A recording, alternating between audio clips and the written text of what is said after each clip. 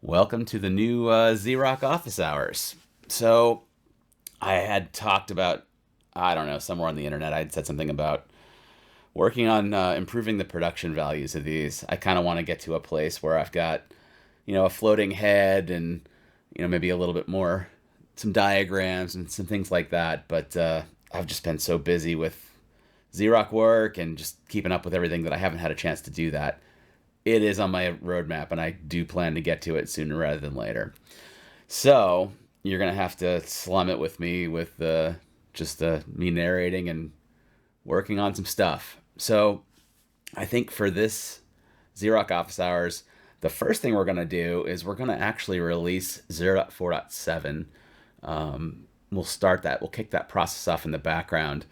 You can see I've got the changelog open in front of me, and I've got the changelog open for 0.4.7. And the main thing that's in 0.4.7 that we're going to talk about in this video is the new OAuth front-end authentication model. So you can create shares now that public shares that allow or require your users to use Google or GitHub authentication to authenticate themselves with your share. So I kind of want to walk through the docs and talk about how to set it up a little bit in a little bit more detail, and just show you kind of how that looks and feels, and just kind of work through that a little bit as a last step to making sure that everything's good to go. In fact, let's just do the release last, just to give this one more test. I like to make sure that I've got one more test on it. So to that end, let's open up the docs. So let's close this for now. And I've got the doc page open here. So the long and the short of it is, with 0.4.7, the zrok public front end. So if you're self-hosting, you've got somewhere, if you're self-hosting and you're using public shares, you're making public shares available from your self-hosted environment. And this is the same thing we do for zrok.io. There's a zrok access public running somewhere, and that's the public front end. So that is set up with an HTTP listener that uses the host header to determine what share the user is trying to access. So it requires wildcard DNS and a few things like that to make it work. So in my local development environment, I've got it set up with a DNS record that I set up in my own DNS. So if I do ping a.zrok.quigley.com, I get 127.0.0.1, right? So I've got a wildcard DNS record set up for any wildcard.zrok.quigley.com to resolve to localhost, which lets me use host headers on a local development environment. So that zrok access public traditionally has started an HTTP listener, and that gets, in the case of like zrok.io, gets put behind a reverse proxy with TLS offloading and all that sort of stuff. In my local development environment, it's just an HTTP listener. With the new OAuth pieces, there's a new HTTP listener that gets started up with that public front end to specifically handle the OAuth flow. So the first thing you're going to have to do is plan to either have a reverse proxy or whatever you want to do for your self-hosted environment to deal with that OAuth front end, that separate HTTP listener. You're going to want to make sure it has DNS. You're going to want to make sure that it's secured appropriately with TLS if that's what you want to do in a public environment. We're just going to configure it in my development environment. So what I've been using is the name oauth.zrok.quigley.com, right? Which resolves to localhost.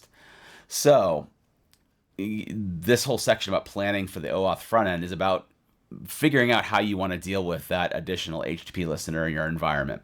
So to that end, let's take a look at the config file. So zrok ships with a control.yaml and a frontend.yaml. So control.yaml is for the controller, and frontend is for the public front end. There are, in the git ignore, there's an ignore for dev.yaml and dev front end. So those are my local development environment configurations. So in my dev front end, we've always sort of had this host match, and this host match is this portion of the DNS of the portion of the host header that needs to match for the access public to try and forward the request across zrok's OpenZD network. So in my case, because I'm using that zrok.quigley.com wildcard DNS, that's my host match header. So this file, you can ignore it and it would send everything.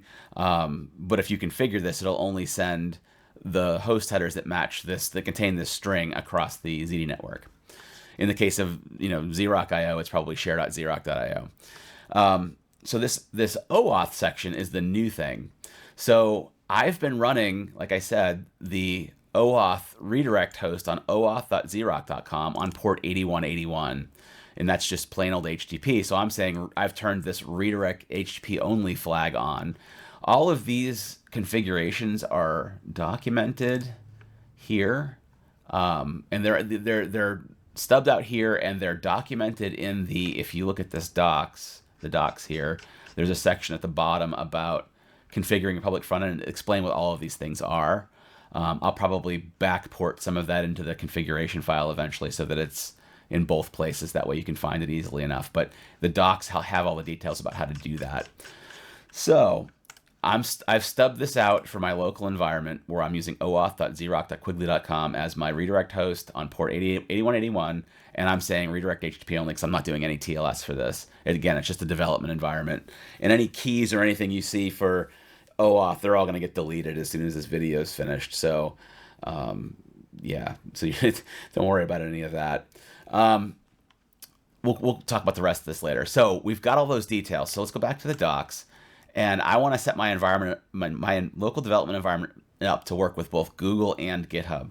So with Google, we have to go to cloud.google.com, right? And we'll go to console. I'm already logged in and all that good stuff. So, and I'm in my personal zrok project. So we're going to go to APIs and services, which I think is right here. And let's just make sure I don't have any leftovers. Yeah, I've deleted all my leftovers from before. So if we go back to the doc, the first thing you have to do when you're setting up an OAuth client against Google is configure what they call an OAuth content screen. And when I first heard that phrase, I thought they were talking about like screening, like some sort of security measure. But I believe they're actually talking about screen in the sense of what does the screen look like when the user comes to your application. So I think that's what they mean by OAuth content screen. So I don't think I can make this bigger. I probably can zoom in or something. Yeah. All right. So we have to, and this is already configured and you can't easily delete it. So I can't really start over, but I can show you what I've got wired into mine. So if I go to OAuth content screen, I've got this zrok app. So if I go to edit app, when you create it, it's going to ask you for a bunch of the same information, right? So OAuth content screen, app name zrok, and then the user support email, that's my NetFoundry email address. And then you can tell it what other domains are authorized to use this. And I believe when they talk about domains, they're talking about email domains, which is what zrok is using. That is the way you can restrict what users are allowed to authenticate against your application is by their email domains. So it has to be configured here as well. And I believe when we do this in production, we'll probably set it up so that it doesn't have all domains are authorized. We'll figure out how to do that for production. Developer contact information, save and continue. And then when it comes to the content screen, one of the main important things for setting up Google is you have to set up this auth user info email non-sensitive scope. And I believe that tells the content screen that your application is interested in receiving the user's email address, which is important to how we're using OAuth. So that is set up there. So once you've set up your OAuth content screen, right? So that's the first step, is this OAuth content screen. OAuth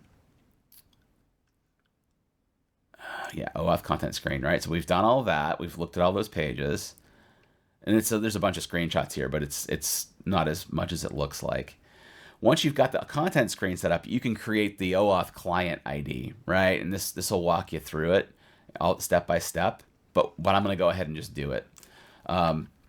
So that is under credentials. So if you go to APIs and services credentials, and then we want to create credentials, and we want an OAuth client ID, right? So we're going to click that.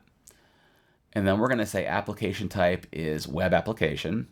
And then we're just going to call it zrok public share.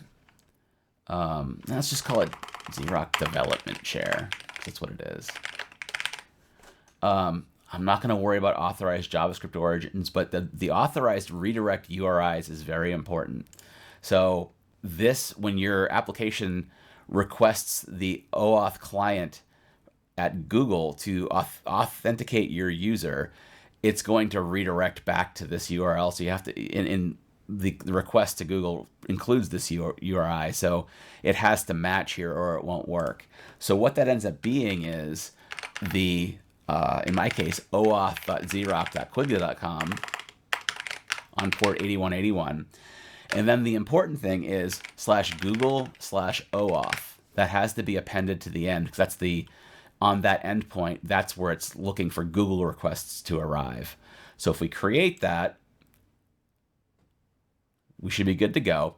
And now it does include the client ID and the client secret. And again, I'm going to delete this client as soon as this video is done recording. So you can download those as a JSON file.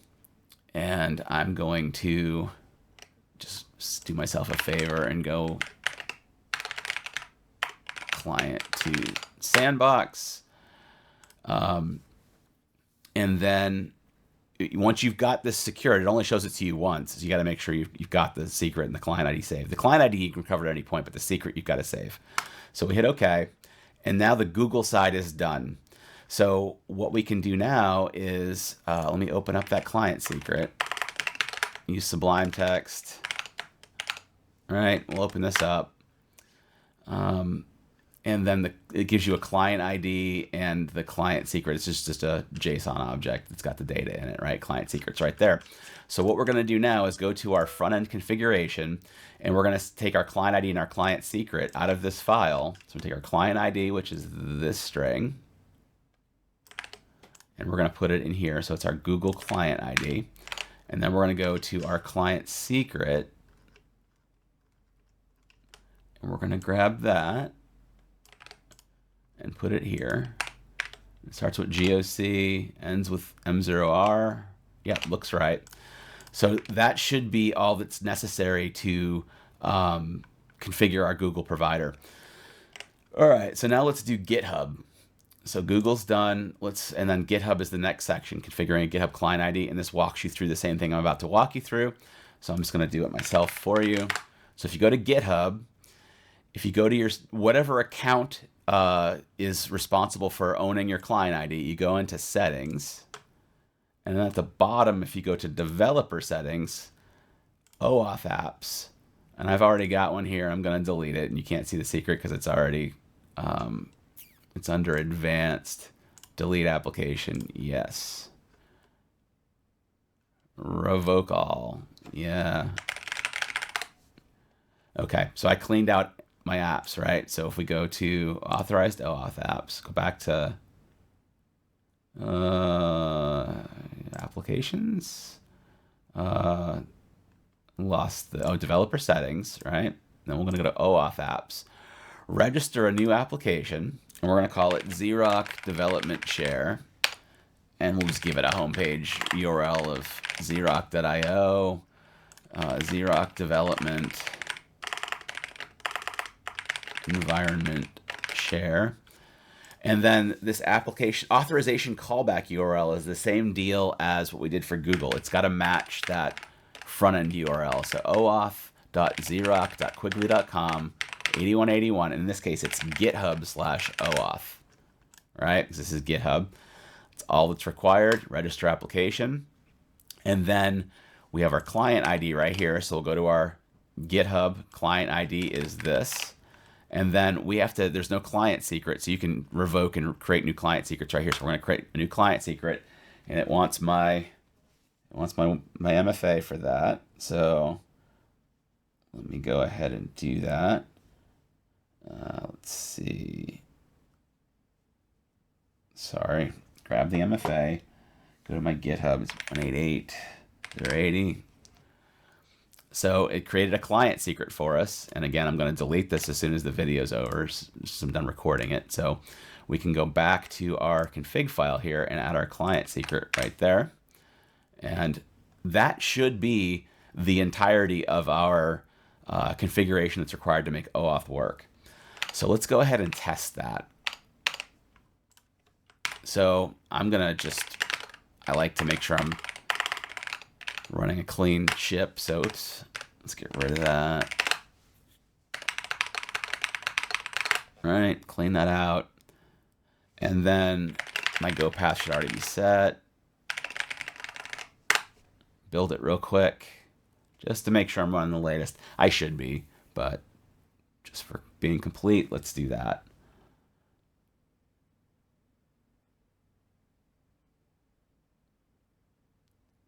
All right, so now we've got a build. And if you've seen these office hours videos, you know that I always run the zrok controller here, and I've already got an OpenZD network behind the scenes that's already ready to go, so we'll just ignore all of that for now. If you want to know how to set that stuff up, you can go, there's other videos on that. So I run the controller here, and then I run the metrics bridge here, and then I run my access public here, and I'm going to give it this dev front end file that we've configured with these details in it, right? So when you run this now, it's going to show you these new sections in the config file. Before it would just show you that it had a host match and an identity and address, but now it's got this whole OAuth section. So that's ready to go. What we should be able to do now, and this is the big ticket part of this, right? So we should be able to say zrok share public, and again, these OAuth, the OAuth authentication for this currently only works for public shares. Private shares, we got a different strategy that's coming in a next release. And now backend mode is alias to -b, so I'm going to start using that. So backend mode web, and then let's just do help. There's a bunch of new options now. There's an OAuth provider, and that can be Google or GitHub.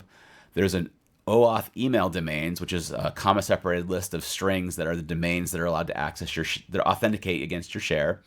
And then there's an OAuth check interval, which tells the share how frequently it needs to re-authenticate.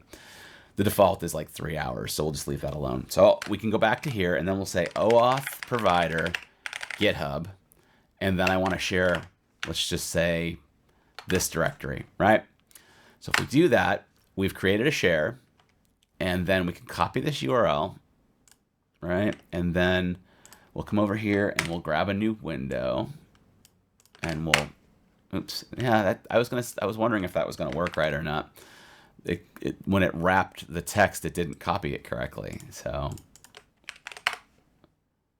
all right. So when I shared that, I shared it with GitHub authentication. So I'm going to go ahead and use my GitHub credentials, and it's going to ask me for my authentication code. So if we go to my MFA token, so we go, all right, authenticate, and then it's zrok development share, personal user data, email address, read only. Yeah, go for it. And then boom, there's our share. Right? So, and I didn't restrict what domains were allowed to access that share. So if we come back over here and we say OAuth email domains, and we'll say zrok.io, right? So if we do that again, we'll get a different ephemeral share URL. If we come over here, unauthorized. This private window still has my GitHub credentials, but my GitHub account ends in quigley.com. So zrok.io is not authorized, so you're going to get an unauthorized message. If we change that zrok.io to quigley.com and we reload it, oops, wrong URL. Grab the new URL, it should work fine. So, and it does. So we're good to go there. There's GitHub, and then let's do the same thing, but let's do it with Google this time. Right? Oops, not google.com. Bam. All right. Copy this URL, this link, and then we'll make a new share. And it's going to ask me to sign into my Google account, and I'll do that. And then it's going to make me click the button on my phone. Yes, it's me. And there we go. So now we've used OAuth to authenticate against that public share. So if we come back to our shell over here, quit it, and do the same thing, we'll say OAuth email domains, and we'll say zrok.io, right? Copy this new ephemeral share URL,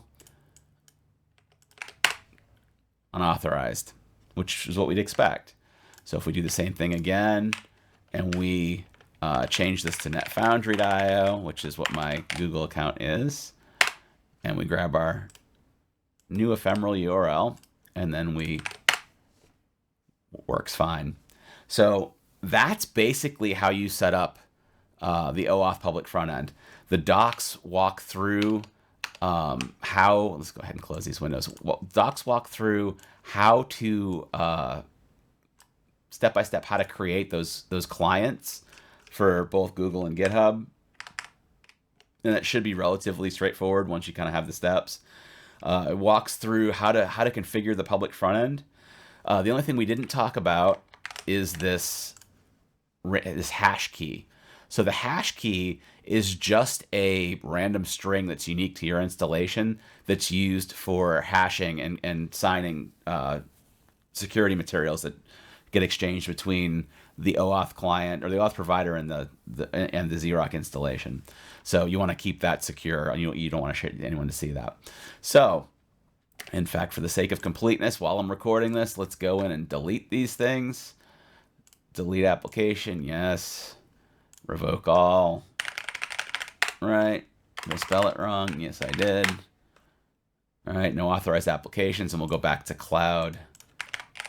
Google.com, console, APIs and services, and then we'll go back to our credentials, zrok development share, and we will delete that guy. Yes.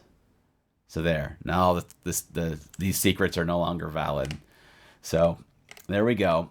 So I'm feeling pretty good about this. Let's go ahead, for the sake of the video, let's go ahead and release this new release of zrok, right? So I'm on the OAuth testing branch, which I've already merged. So we'll pull, and then we'll do brhd OAuth testing, get rid of that. And then we'll do a get log. Yep, merge pull request. Change log should be ready to go. So basically, to do a release, I'm going to do a get tag v0.4.7, get push tags, right? And then we'll go to zrok, and we'll go to actions, and then there is a release. Yeah, this one. This is the one that I'm probably not going to make you wait for. I'll probably speed this video up because this could take upwards of, could take many minutes. So it does a build for Linux on Intel 64-bit ARM, Mac OS, and for Windows.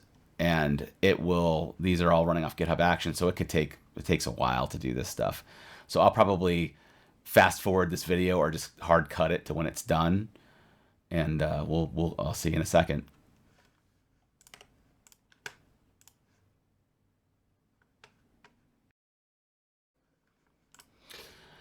Well, it looks like there's something wrong with the macOS build. I don't know if it's a transient issue or what's going on, but it's looking like something's stopping the build from happening, something with Go Releaser. So I was hoping to actually put the release out in this office hours video, but it doesn't look like that's going to happen. So I will finish the video here, and I will figure out how to debug this at a later point. So, but yeah, that's the OAuth stuff, and we've got a bunch of interesting things in the queue. I think I'm genuinely hoping a bunch of the really interesting zrok drive stuff is just about to be up next. So thank you so much. Appreciate your time and attention. I am hoping that we can make these videos even more interesting going forward, and I'll continue to work on that. And hopefully I'll catch you in the next one. Thank you. Bye.